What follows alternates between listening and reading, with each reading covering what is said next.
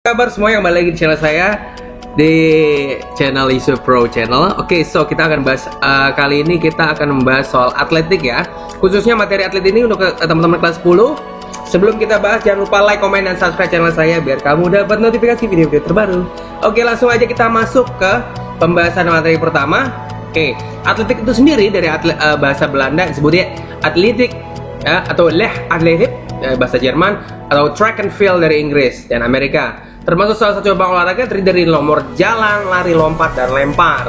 Nomor lari itu ditinjau dari jarak yang ditempuh ya, jadi bisa dibedakan antara lari jarak pendek, menengah, jarak jauh, lari gawang, ada yang steeplechase dan lain-lain. Kemudian ada nomor lompat terdiri dari lompat tinggi, lompat gala, lompat jauh, jangkit, dan lain-lain. Nah, kemudian juga ada nomor lempar meliputi lempar lembing, lempar cakram, tolak peluru, dan lontar martir. Karena fokus kita hari ini yaitu materi untuk kelas 10. Oke.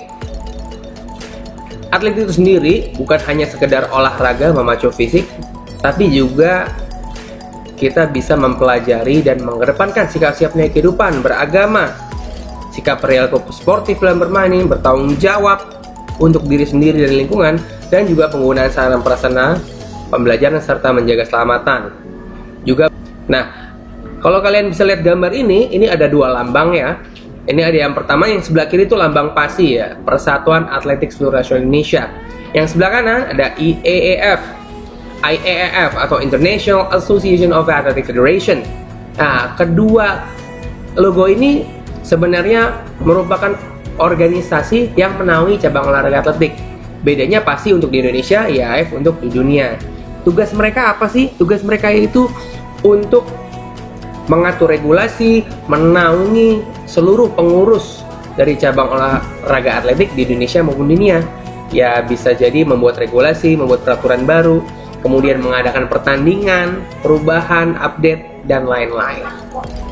Yap, sampai juga dengan pembinaan atlet long term development ya, jadi pembinaan jangka panjang.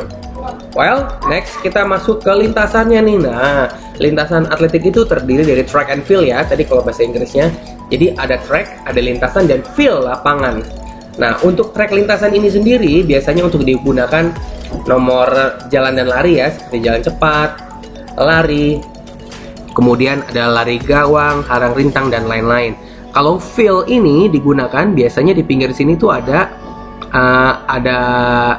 awalan tartan untuk lompat jauh, dan juga bisa digunakan untuk lompat tinggi, biasanya lompat gala. Jadi fasilitas lempar, lontar, dan lompat ada di fieldnya nih ya. Ini ada beberapa penjelasan. Ini 1, 2, 3, 4, 5, 7, 8 track, biasanya itu lintasan lurus untuk sprint ya. Kemudian ada juga di sini ada keterangannya group start untuk 2000 meter, 10.000 meter. Ini start untuk 1500. Kemudian sini ada keterangan steeplechase, first hurdle, second hurdle ya. Steeplechase itu untuk halang rintang, dan juga lain-lain. Oke, nah ini ada keterangannya untuk hook atau penanda ini yang warna biru, ada keterangannya jangan warna kuning.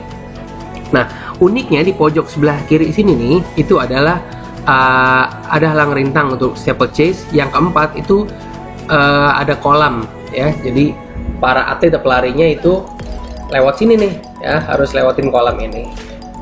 Oke, next. Oke, nah matrik untuk kali ini kita bahas jalan cepat, lari, lempar, dan lompat. Larinya lari jarak pendek, lemparnya ada tolak peluru, dan lompatnya lompat jauh. Let's go. So, jalan cepat itu ada start, posisi kaki, posisi tangan, dan finish. Nah, bisa teman-teman lihat gambar ya, di gambar atau video yang saya tampilkan, bahwa jalan cepat itu seperti jalan biasa, namun gerakannya kakinya mendatar, jadi tidak melompat. Jadi ada dua poin yang sangat krusial kalau jalan cepat. Yang pertama, lututnya nggak boleh bengkok ya, karena ada indikasi dia berlari. Yang kedua, nggak boleh ada gerakan melayang. Kenapa nggak boleh ada gerakan melayang? Karena gerakan melayang itu ada pada gerakan lari. Jadi seandainya ada panitia, ada wasit yang melihat atlet jalan cepat melayang, itu akan langsung diangkat bendera kuning atau diskualifikasi ya. Seperti di gambar, sikunya ditekuk 90 derajat, pergerakannya rileks dan tidak mengganggu keseimbangan. masuk ke lari jarak pendek. Ada start, posisi kaki, posisi tangan, dan finish. Nah, teknik lari jarak pendek diawali dengan start jongkok. Yang nomor 1, nah ini posisi start jongkok dan dibantu dengan namanya start block ya, untuk membantu pelari untuk mengawali start lari jarak pendek ya, atau sprint.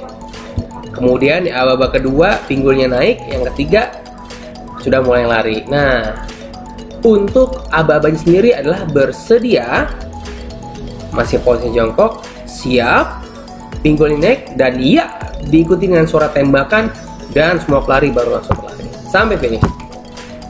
Kemudian kita masuk di tolak peluru ya, nomor lempar. Kita masuk tolak peluru, ada cara pegang pelurunya, ada awalan, tolakan, dan gerakan ikutan atau gerakan lanjutan atau follow through.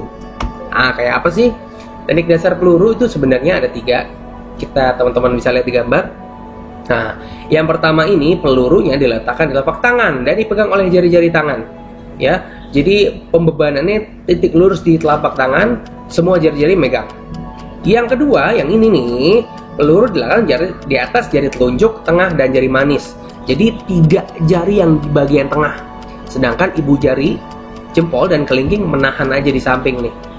Kalau kalian bisa lihat ya gambarnya, ini jadi jempol sama kelingking itu hanya untuk menahan dari samping. Sedangkan bebannya ada di 3 jari yang tengah, tunjuk, jari tengah, dan manis. Yang ketiga, peluru diletakkan di atas jari-jari semuanya. Jadi tunjuk, jari tengah, jari manis, dan kelingking. Pembebanannya di situ. Hanya ditahan dengan ibu jari atau jempol sebagai penahan. Oke. Seperti ini ya, sikap awalnya, pelurunya taruh di samping. Jadi posisi titik 0, sikunya ditekuk maksimal. Zero force. Teknik sikap awalan, teknik awalannya diayun ke belakang, kemudian nolak, dan kemudian gerakan ikutan atau gerakan lanjutan atau follow through ke arah dimana peluru akan ditolak ya, seperti video berikut nih. Next, kita masuk ke konsep lompat jauh. Lompat jauh itu ada awalan, tolakan, sikap di udara, dan mendarat. Seperti ini ya ilustrasinya. Oke, lompat jauh bertujuan untuk mencapai lompatan yang sejauh-jauhnya pastinya, dan juga bertumpu pada kaki terkuat. Kalau saya, dominan tangan kanan, tapi belum tentu kaki terkuat saya kanan. Karena ternyata kaki terkuat saya adalah kiri. Kalau kamu gimana? Mana kaki kamu yang terkuat? Kanan atau kiri? Apakah kamu dominan kanan atau kiri? Biasanya bisa bersilangan atau dengan sejajar. Nah, caranya yaitu mengambil awalan sekitar berlari 20-30 meter, kemudian melakukan tolakan di papan lompat ya. Di sini nanti di lapangan sebenarnya itu ada papan lompatnya yang dimana tidak boleh lewati maksimal. Kemudian posisi udara biasanya ada gerakan gaya di udara, ada walk in the air atau tuck jump ya, kakinya kedua lutut ditekuk, dan mendarat dengan kedua kaki, landing. Oke, kita masuk ke peta konsep lompat tinggi. Lompat tinggi di sini kita menggunakan gaya straddle nih. Oke, gerakan straddle itu bagian dari kita mengenal gaya ini dengan gaya guling perut atau kangkang ya. Melakukannya di awal dari samping, menumpu dengan kaki yang dekat dengan mistar. Kaki diayunkan kuat ke atas. Jadi ilustrasinya gambarnya seperti ini nih. Nah, seperti ini nih guys, lompatannya. Gaya straddle. Jadi kakinya dibuka selebar-lebarnya ya.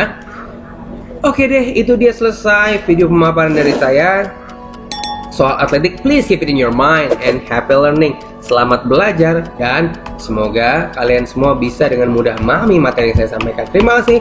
Jangan lupa like, comment, dan subscribe channel saya biar kamu dapat video notifikasi terbaru di channel ini. Terima kasih, semoga bermanfaat. Wassalamualaikum warahmatullahi wabarakatuh. Bye.